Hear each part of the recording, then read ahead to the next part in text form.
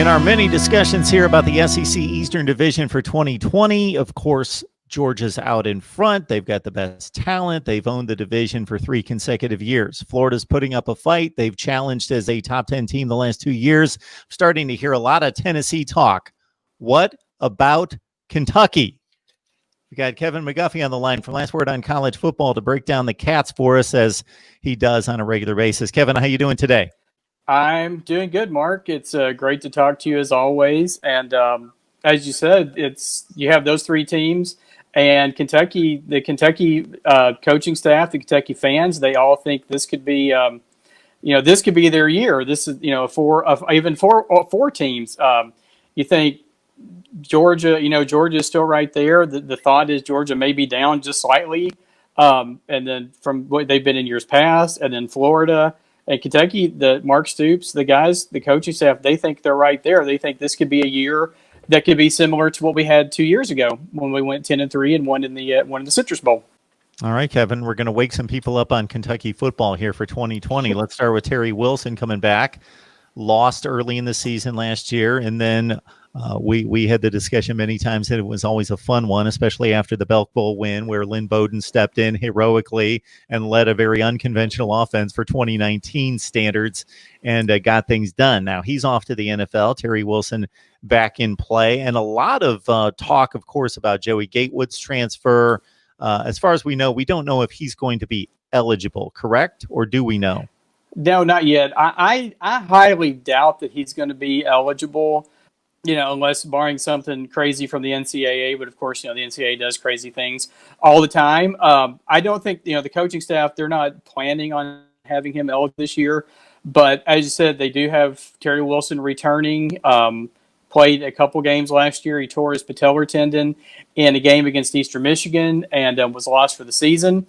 By all accounts from coaching and what you've seen in videos, he looks good. He's worked on throwing, worked on his reps, his reps with the receivers, worked on his patterns, just getting stronger, throwing better patterns, things like that.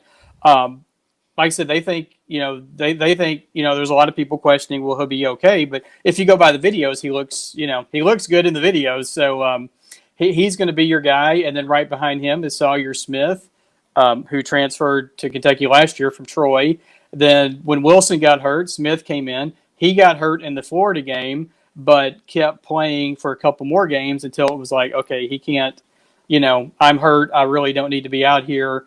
And then that's when the great Lynn Bowden switch happened. And then we had that incredible 8-game run that the likes we haven't seen in the SEC in ages. But the offense starts with Wilson. And like I said, I think as much as Kentucky has run the ball the last couple of years, and we'll talk about, I think Kentucky has one of the best running back units in the SEC. I'll put them up there against anybody. I definitely look for offensive coordinator Eddie Gran, quarterbacks coach Darren Henshaw. I definitely look for them to open up the offense a little bit more this year.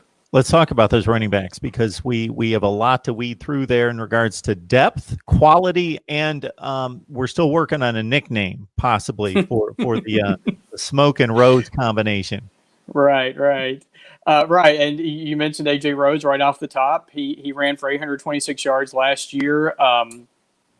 Talked about, toyed with the idea of maybe declaring for the draft, but, rightly, I think, decided to come back to school. He'll be your first guy when the season starts. And right behind him, you've got one of the greatest names in college football, Kavosiey Smoke, who ran for a little over 600 yards last year. He's, AJ, you had Benny Snell a couple years ago who would just run over you as opposed to run around you. These are more, guys, more speed guys, get on the outside and, get through the defense that way. So, those are the two guys. And then you have Christopher Rodriguez. Now, he would be more of a Benny Snell type, would just as soon run over you as to run around you. Like I said, he had a little over 500 yards last year. You think just between those two guys, those three guys, you had almost 2,000 yards. And that doesn't even, include Bowden's almost 1,500 yards. And then behind him, a player that I really like is Travis Tisdale. He redshirt freshman from Georgia. He played sparingly last year. I think ran for about 60 yards and 1 touchdown. But he's the interesting thing is going to be, keeping these guys fresh. You may see Rose for a few series, and then he'll come out. Then you see Smoke. You may see both of them. I think the possibilities are endless, to use to use a phrase there when it comes to the running backs this year. Like I said, I'll put Kentucky's running backs up against anybody in the SEC this year, and I'm sure we'll get some blowback on it, but that's okay. But I feel, like I said, I feel really strongly about this team this year, and it could be a really, really exciting year. Let's just cross your fingers and hope everything works out, and there is a season. Yeah, that blowback's generally going to come from two directions: Tuscaloosa, Alabama, and Athens, Georgia. But other than that, certainly, yeah. And this Christopher Rodriguez, not just running for 500 yards, but at 7.5 yards per pop. And the four guys you mentioned ran for 19 touchdowns, and that's with Bowden hogging the ball for 1,500 yards and 13 touchdowns. So an amazing rushing attack that they put together at Kentucky, and really reworking the offense on the fly. But then they bring back the four great running backs, and it should be very interesting to see how they distribute the football both through the air and on the ground with those four guys. But once they do have to go to the air, some question marks regarding the outside threats. Right. And as you said, Bowden, Glenn Bowden played the first 5 games at wide receiver and played the last 8 at quarterback, and then he still led the team in receptions with 30. So so that's a question mark. But the guy you have to look at right off the top is going to be Josh Ali. If you go back and watch the Belk Bowl last year, on that 18-play drive where the Cats came down and won the ball game, he caught a pass on 4th down to keep the drive going, and he caught the touchdown to win the game. So he's going to be your main guy as far as receivers go. That's who I would look for, and that's who I think Terry Wilson will be looking for. But then behind him, you have Bryce Oliver, you have Cleavon Thomas, Isaiah Epps is another guy. He was out injured last year, but the guy they were expecting big things out of last year, and he'll be back this year. He had a leg injury and missed the season. So it's a very talented group. They're just they're just unproven, and they'll have those first game at least against Eastern Michigan to try to get their feet under them before we hit. I say we, but before they hit the swamp in the second game of the season. But like I said, Josh Ali it would be the name to watch, and then a tight end, Justin Rigg.